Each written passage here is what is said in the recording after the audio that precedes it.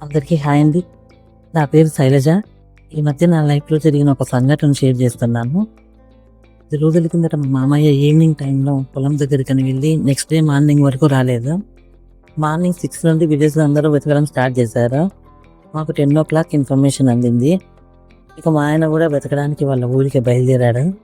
అందరూ ఇక లేడు అనుకుంటున్నారు, కానీ బయటికి చెప్పడం లేదు. మనిషి బాడీ దొరకలేదు కాబట్టి. పోలీస్ స్టేషన్‌లో కంప్లెయింట్ ఇచ్చారు.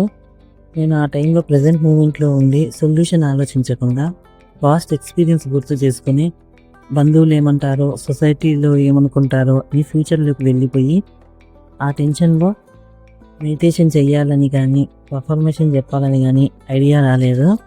ఒక పని కోసం శ్రీలక్ష్మి మేడంకి మెసేజ్ చేసి ఈ విషయం చెప్పాను. మేడం బుద్ధికోలం చేయమన్నారు. బుద్ధికోలం మెడిటేషన్ చేసిన 5 మినిట్స్‌కి మా మామయ్య దొరికినట్లు ఫోన్ వచ్చింది.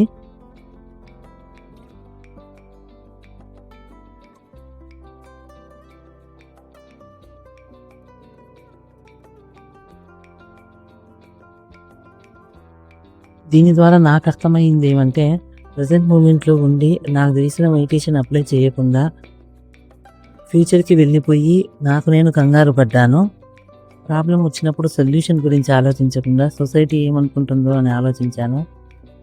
చిన్న మెడిటేషన్ 10 మినిట్స్‌తో రిజల్ట్ వచ్చింది. అదే అవేర్‌నెస్ లేకపోవడం వల్ల 7 అవర్స్ టెన్షన్ మిగిలింది. మనకు క్లాసులు అన్నీ అర్థమయ్యి ఎగ్జామ్‌లో రాయకపోతే ఫెయిల్ అయినట్లే, మనం ఎన్ని మెడిటేషన్ క్లాసెస్ విని రియల్ లైఫ్‌లో దాన్ని అప్లై చేయకపోతే ఫెయిల్ అవుతాము. ఈ సందర్భంగా ఈ సమస్యలో నాకు దారి చూపిన శ్రీలక్ష్మి మేడంకి నా కృతజ్ఞతలు తెలుపుకుంటున్నాను.